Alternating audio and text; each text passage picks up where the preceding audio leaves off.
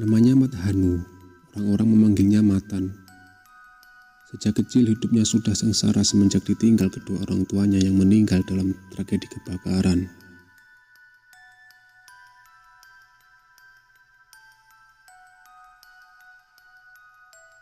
Untung saja ada kakeknya yang bersedia mengurus Matan sampai besar. Belum sepenuhnya dewasa, Matan sudah harus bekerja banting tulang di sawah.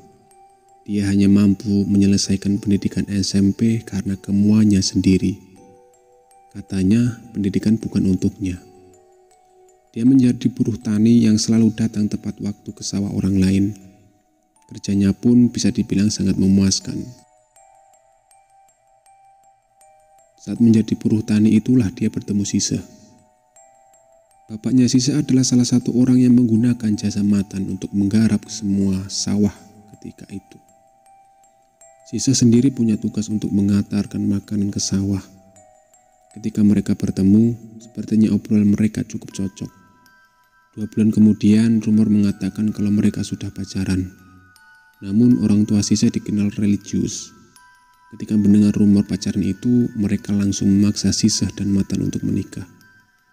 Pernikahan itu terjadi secara sederhana dan tidak neko-neko. Semua kerabat senang, Matan dan Siseh pun bahagia. Namun setelah menjadi kepala keluarga, Matan tidak bisa menjadi buruh tani lagi. Uang dari menjadi buruh tani tidak cukup membiayai keluarganya. Dia pun kemudian mencoba menjadi supir truk. Uang yang didapatnya menjadi supir terbilang lumayan. Tapi pekerjaan itu memaksanya sering berada di luar rumah. Saat menjadi supir truk itulah Matan sering dicari musuh. Dia sering menabrak truk saingannya dengan sembrono, sering mengajak bertengkar dan suka mabuk-mabukan. Waktu kecelakaan dan meninggal, banyak yang berspekulasi soal kemungkinan musuhlah yang menjadi dalang di balik kematian Matan. Namun, karena tidak adanya bukti, kematian Matan dianggap hanya kecelakaan biasa. Kecelakaan yang membuat wajah Matan tidak berbentuk seolah habis dikuliti setan. Paman Kadrun berhenti bercerita untuk menghabiskan rokoknya. Dia melirik ke belakang untuk melihat apakah bapak sudah kembali. Aku yang bertanya tentang suami Kak Siseh pada Paman Kadrun masih penasaran kenapa penut itu menyamar menjadi suami Kak Siseh. Itulah Din. Kalau orang punya banyak musuh waktu masih hidup, pas dia mati yang hidup juga masih dimusuhi, Paman Kadrun. Mencodongkan tubuhnya berbisik, Matan itu orang teledor, gegabah, suka cari masalah. Paman yakin penut yang mengincar mayat anaknya Siseh itu dari suruhan Matan. Lalu bagaimana cara mengusir penut itu, Paman? Aduh, gimana ya? Paman juga tidak tahu. Yang penting kita jaga kuburan ini selama 40 hari. Aku mengangguk tanda mengerti. Paman Kadrun menyuruhku tidur setelah perbincangan panjang kami. Tapi harusnya aku tidak mengikuti ucapan Paman Kadrun. Harusnya aku bangun. Ketika aku bangun dini harinya, mayat keponakanku sudah dicuri. Kuburannya menganga lebar seolah menertawakan usaha kita semua selama ini untuk menjaganya. Semua orang di kuburan panik. Aku tidak bisa melihat bapak atau Paman Kadrun dimanapun. Beberapa orang masih berdiri di dekat kuburan untuk memastikan apakah mayat keponakanku masih di sana. Beberapa lainnya berlari keluar kuburan untuk mengabarkan yang lain. Aku sendiri berdiri di atas tikar sambil memperhatikan keadaan sekitar kuburan. Daun pohon pisang berayun-ayun terkena angin. Kegelapan yang pekat tampak di langit. Kuburan-kuburan lain hening. Kemudian aku mendengar suara bapak dari kejauhan. Dia menyuruh mencari jejak penut sebelum benar-benar menghilang. Aku membayangkan makhluk hitam bersuara seperti suami Kak Siseh menggendong mayat bayi yang begitu kecil dan rapuh. Tiba-tiba saja aku merasa mual, perutku bergolak. Seorang tetanggaku berlari ke arahku dan menyuruhku menjaga kuburan karena mereka akan memburu penut. Aku tidak menjawab sebab perutku begitu mual. Rasa jijik dan takut memenuhi rongga-rongga tubuhku. Tanpa menunggu jawabanku, dia dan semua orang lainnya berlari pergi dari kuburan. Beberapa rumah kembali menghidupkan lampunya dan para lelaki dewasa keluar rumah sambil memperbaiki sarung. Sedangkan perempuan dewasa berdiri di pekarangan dengan wajah cemas. Butuh beberapa waktu lama untuk berjalan ke bibir kuburan, ke tempat yang harusnya menjadi tempat peristirahatan terakhir keponakanku. Di bibir kuburan aku melihat kegelapan. Tidak ada kafan ataupun apapun di sana. Bahkan kayu-kayu yang digunakan untuk menutup mayat berserakan di luar. Anakku hilang, itu suara Kak Sise. Dia berlari ke arah kuburan sambil menangis menjerit. Suaranya kembali membuatku mual. Dari dulu kami tidak terlalu dekat karena jarak umur kami cukup jauh. Sekarang ketika aku melihatnya bersikup di pinggir kuburan dengar tangisan kencang, membuatku ingat bahwa kami berdua bersaudara. Ibu dan nenek datang menyusul. Mereka tidak menangis, tidak juga menjerit. Yang mereka lakukan hanyalah menenangkan Kak Sise. Aku sendiri tidak tahu apa yang harus kulakukan di keadaan seperti itu. Kemudian aku ingat makam kecil di dekat rumah Nyai Sudi. Tempat penut menggangguku dengan suara suami Kak Sise. Entah kenapa aku merasa harus pergi ke sana. Aku pun pamit pada ibu dan nenek dengan mengatakan akan pergi menyusul bapak. Ibu dan nenek mengangguk dengan cepat seolah tidak peduli aku mau pergi kemana. Aku segar berjalan keluar kuburan, perlahan tangisan Kak Sise memudar. Orang-orang yang tinggal di dekat kuburan menyuruhku agar jangan pergi jauh-jauh. Bisa saja penut itu menculikku. Aku tidak menanggapi, tidak juga mendengarkan. Kakiku melangkah mantap menuju makam kecil itu. Di perjalanan aku melihat sawah-sawah yang gelap, padi yang berayun-ayun serta tiadanya bulan atau bintang di langit. Malam ini rasanya desaku tidak terlihat seperti biasanya. Seolah aku berada di dunia lain, di kehidupan lain. Setibanya di makam kecil itu, udara dingin menyerbuku. Padahal seharusnya matahari sudah tampak di ufuk timur. Tetapi kegelapan menyelimuti langit dan pegunungan. Aku mulai merasa ragu untuk mendekati kuburan itu yang tampak begitu gelap karena tidak ada satupun pencahayaan di langit. Ketika mataku sudah beradaptasi dengan kegelapan, aku melihat makam itu kosong, tidak ada seorang pun di sana. Keberanianku meningkat saat aku ingat bahwa mayat keponakanku dibawa penut. Kata orang-orang ketika mayat bayi dibawa penut, artinya bayi itu akan dimakan oleh makhluk jelek itu. Keponakanku akan meninggal 2 kali tanpa pernah hidup sekalipun kalau itu terjadi. Aku menarik napas dalam, lalu melangkah kakiku perlahan. Saat itulah aku mendengar suara sesuatu di dekat makam. Aku mencoba mendengarkan lebih dalam, lebih seksama. Semakin aku mendekat, perutku semakin bergolak. Dalam kegelapan yang pekat di dekat makam, aku melihat sesuatu berwarna putih bergerak-gerak. Gerakannya ke atas dan ke bawah, berulang-ulang. Aku meneguk ludah. Sekarang aku mengenal suara itu. Suara seseorang sedang mengunyah.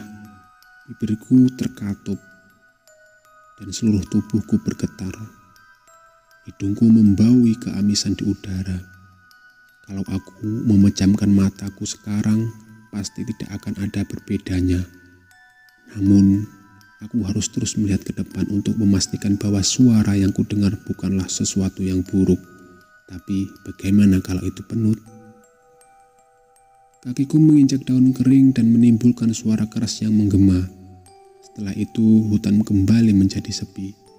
Aku tidak mendengar suara burung atau kelelawar ataupun yang bisa membuatku yakin bahwa aku tidak sendirian di hutan. Warna putih yang tidak bergerak di dekat makam menjadi diam. Aku menahan napas ketika sadar bahwa warna itu adalah kafan. Kafan itu kembali bergerak, kali ini tidak ke atas dan ke bawah, tetapi bergerak meninggi. Dia berdiri. Udin, Kembali aku mendengar suara suami Kak Siseh. "Udah habis, Din." Aku mundur selangkah, jantungku berdegup kencang.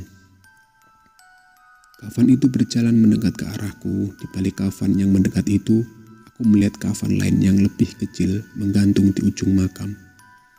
Aku tidak bisa mengalihkan tatapan dari kafan kecil itu sampai tidak sadar bahwa Penut sudah ada di depan wajahku. Wajahnya begitu hitam dengan darah menetes di ujung dagunya.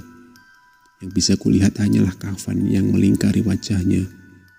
Kafan kotor dengan bercak darah di mana-mana. Kalau aku berteriak sekarang, aku yakin aku akan pingsan. Penut itu perlahan membuka kafannya, memperlihatkan kepalanya yang berbentuk aneh.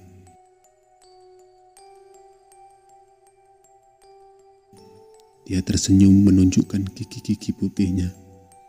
Aku masih berdiri di depannya ketika dia telanjang tanpa kafan menyelimuti tubuhnya. Namun, saat dia berjalan mendekat dan menyentuh lenganku, segalanya menjadi gelap dan hening.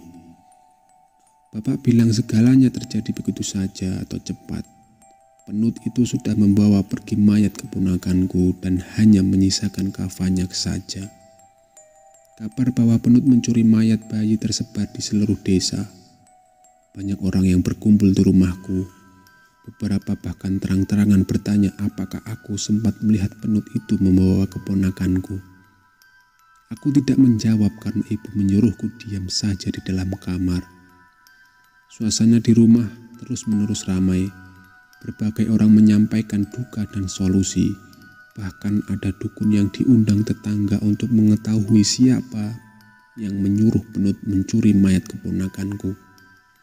Dia bilang kalau Penut itu adalah seluruhan orang terdekat. Karena dukun itu, bapak jadi mencurigai semua kerabat dan tetangga. Sedangkan ibu tidak langsung percaya.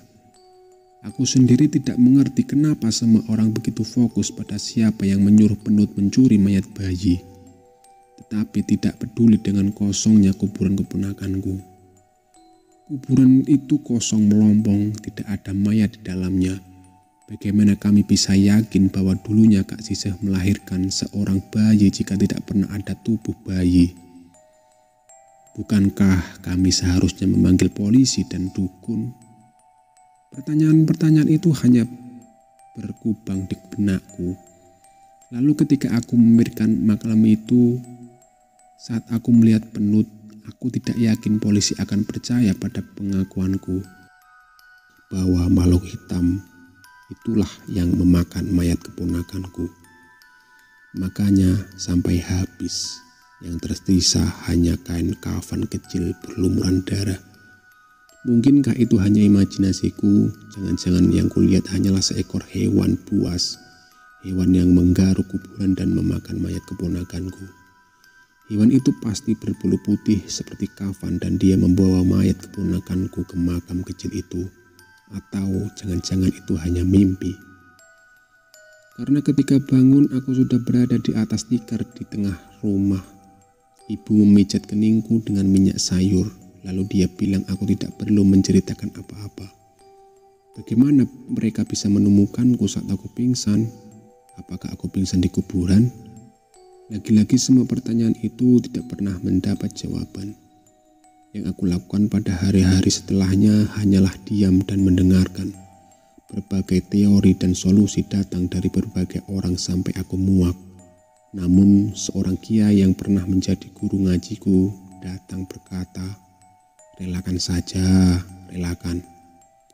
Sudah bertahun-tahun sejak mayat keponakanku diculik Penut, aku tahu bahwa Kak Siseh sudah merelakan apa yang terjadi. Dia sudah menikah lagi dan punya anak yang sehat. Bapak dan ibu tetap enggan membicarakan keadaan itu. Aku sudah merantau jauh dari desa. Tetapi terkadang aku masih memikirkan kejadian itu. Tidak mungkin aku melupakan sosok Penut itu. Kalau terkadang aku harus pulang malam sendirian, bayangan kafan putih yang melayang tampak di kepalaku.